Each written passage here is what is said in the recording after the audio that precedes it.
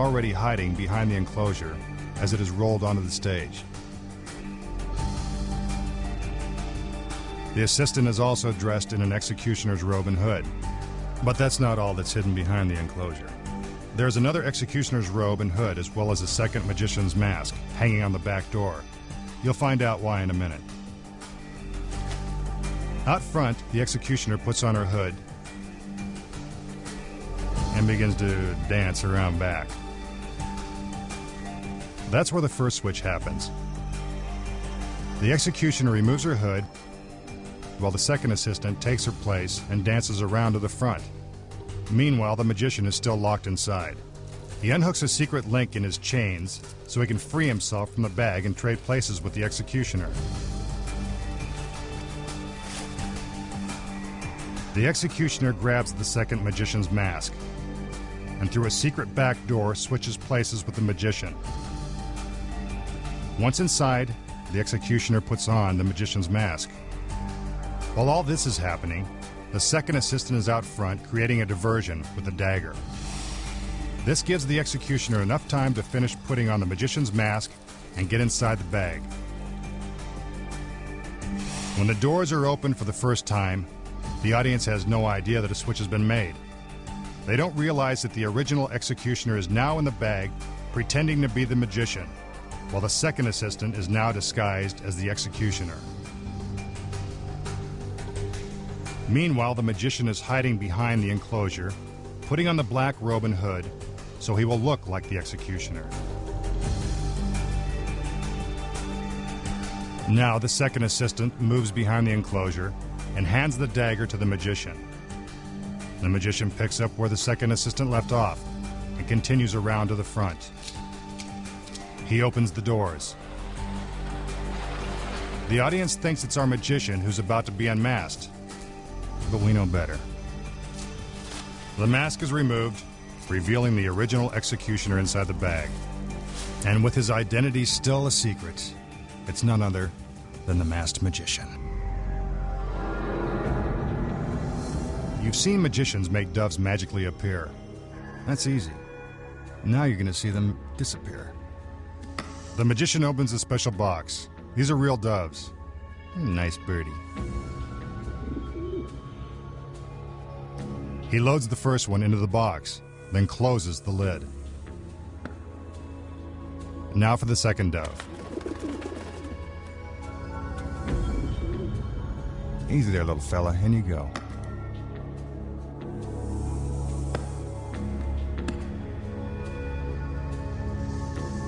A little hocus pocus, and suddenly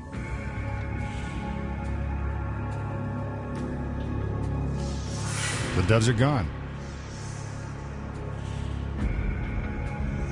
How did he do it?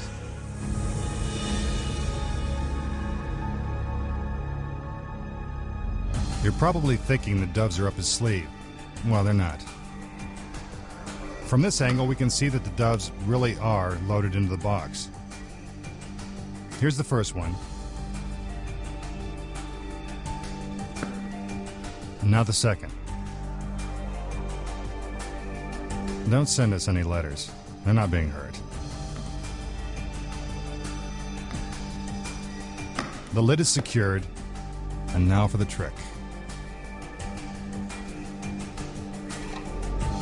The lid has a secret compartment where the doves are hidden. When the magician hands the lid to his assistant, she makes sure to conceal the secret compartment. See?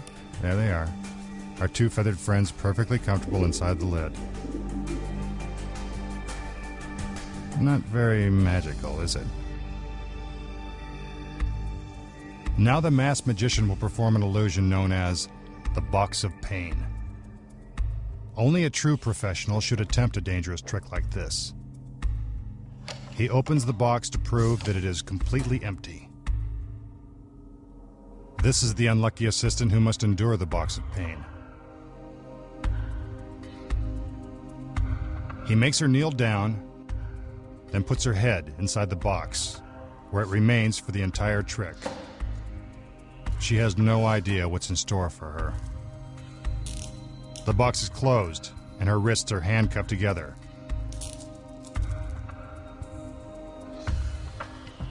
Now for the sword. It is a real sword. In fact, it's so sharp it appears to glide straight through the box and into our assistant's head. Quite unpleasant. Now for the daggers. You can almost feel the assistant's pain as the first one is plunged into the box. Since the box is about the size of her head, the natural conclusion is that she's being impaled. She clenches her fist as another dagger is driven into the box. What did she do to deserve this? I can assure you that the assistant's head is inside the box and not behind it. It seems impossible that she's still alive, but she's still moving. That's a relief. Another dagger cuts through the box.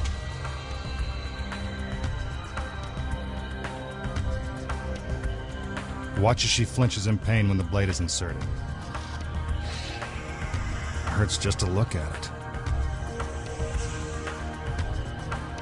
Now the box is riddled with blades. But that doesn't stop our magician.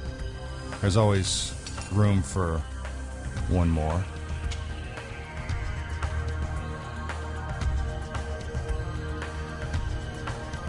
The final blade is inserted.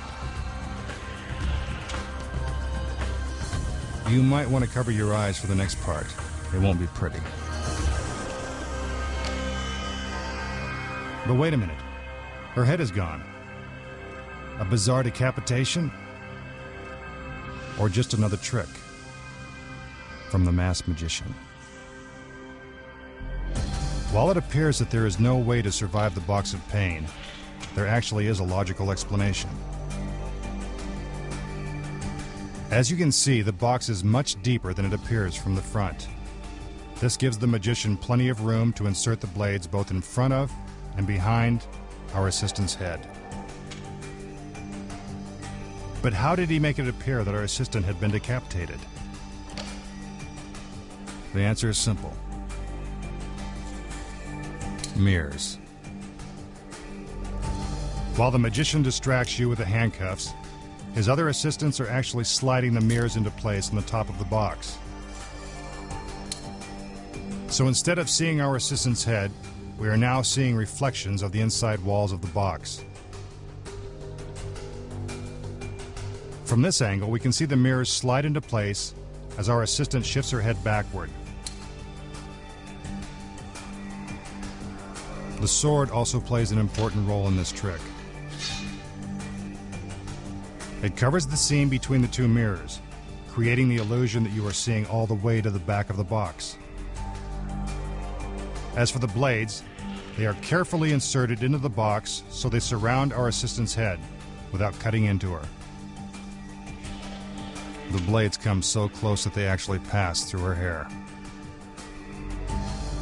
The doors are opened, and the optical illusion works to perfection. Pretty tricky, huh? When we return, the masked magician risks his life to reveal the secrets behind magic's most dangerous illusion, Houdini's water torture escape.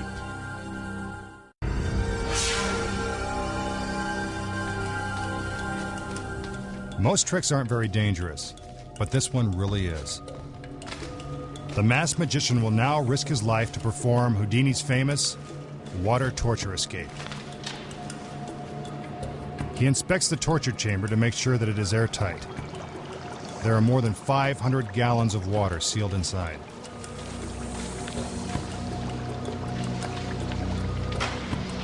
The lid of the chamber is lifted, and the magician begins mentally preparing for this dangerous trick. His wrists are handcuffed by one of his assistants.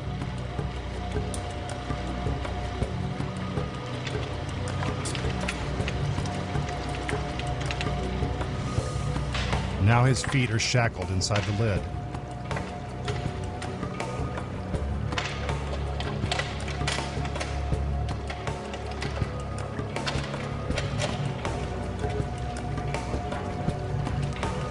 Once he is tightly secured, the crane hoists him into the air. Timing is crucial in a trick like this. Blood is rapidly rushing to the magician's head, increasing the odds that he will lose consciousness while underwater. He is trying to keep calm and lower his heart rate so he can hold his breath as long as possible. Again, this is a dangerous trick that requires tremendous physical skill.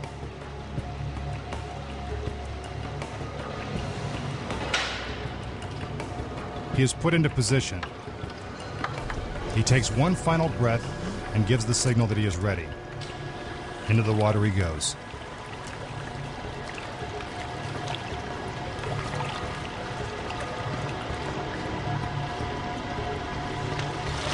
Since there is no extra room in the chamber, water begins to pour out onto the floor. The assistants secure the lid and lock it closed. Now the magician has been underwater for almost 30 seconds. The curtain comes up. How long can he hold his breath? Hopefully, long enough. We move completely around the chamber to prove that he has not merely slipped out the back. He hasn't.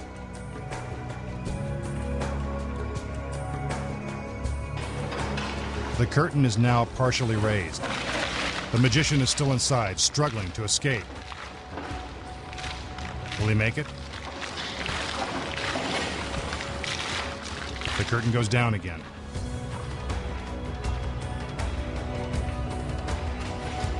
Time is running out. The tension is mounting. It's going to take some real magic to get out of this one.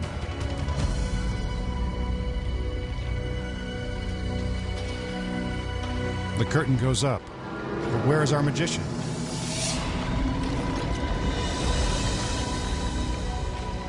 There he is. A little out of breath, but none the worse for wear. How did he do it? The key to this daring escape is in the lid of the chamber. You can see that the magician's feet are shackled and that the lid is locked down tight. You can also see that the locks are real. But what you don't see is the assistant sliding the pins out of the hinges of the lid. So even with the locks on, the lid is easily opened. When the curtain is raised, the magician uses a handle hidden inside the lid to pull himself up. He pops through the unlocked lid and takes a much-needed breath. He drops down again, and the lid closes back into place. He dives to the bottom of the chamber and begins to struggle just in time to show the audience that he is still underwater.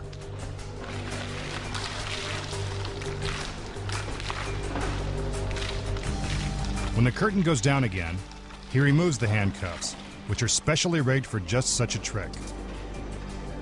See how quickly he breaks free? Once loose from the handcuffs, he uses the handle to pull himself up and completely out of the torture chamber.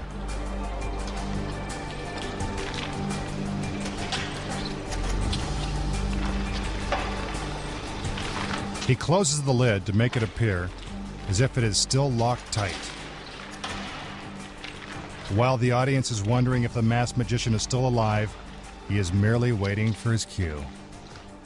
The curtain goes up, and Houdini couldn't have done it any better.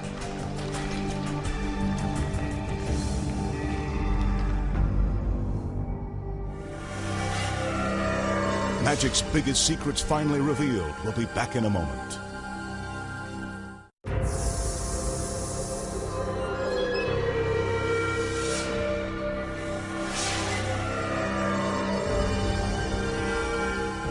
Time for our magician to go back into hiding and start preparing for our next show.